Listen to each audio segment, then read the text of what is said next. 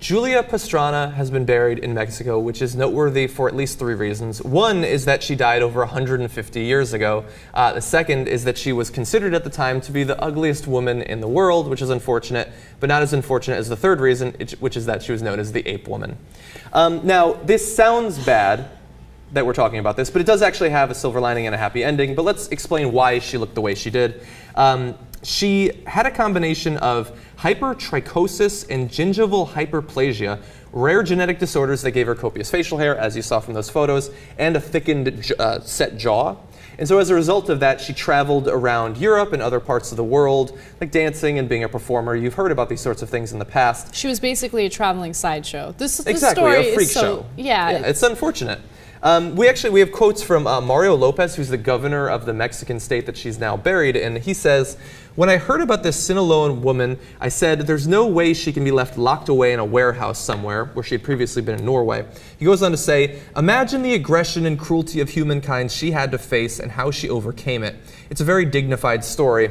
Her story is actually pretty sad. She eventually got married and had a child. She died shortly after giving birth, which is very unfortunate. And so did the child that she gave birth to. Oh, I didn't actually know that. That's even more sad. It's a depressing story because, of course, in that time, and this is what I take away from the story, I feel so lucky to be born in this day and age, right, where science and the medical field has advanced. Of course, there's still huge strides to make, but at the same time, you know, 150 years ago, I mean, people had no idea what was going on with this woman. So they just assumed, like, oh, God must have made her this way. She must have done something horrible in her past life.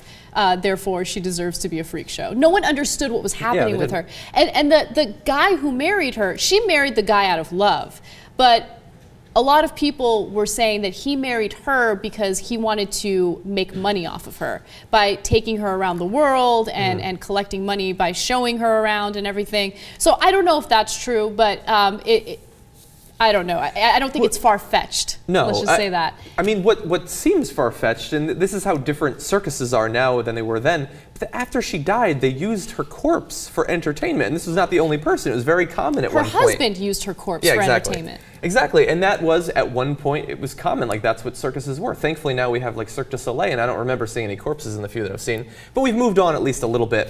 Thankfully, people in her hometown, or the area that she was born in at that point, the home state, fought to have the remains returned from Norway after this long period of time. And I didn't know this, but apparently in Europe, in the United States, and other countries, they have a ton of human remains that they consider artifacts that they've kept for a long period of time. Although they say that parts of Europe and the US have returned over 500,000 sets of remains and artifacts already. Norway apparently is lagging behind a bit in that. Yeah.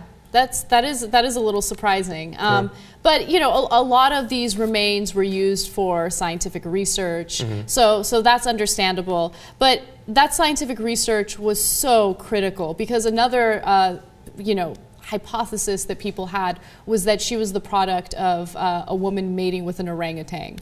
I mean, it's just. Oh God! That's why I'm saying. Sounds like Bill Maher talking that's about why I know. That's why I'm so happy to be born in the time that I was born. Yeah. And you know, we have to continue supporting science because we have to understand conditions like this. Yeah. And of course, now we do understand what she had and what the condition was. But there are many things that we don't understand, and science helps sort those things out.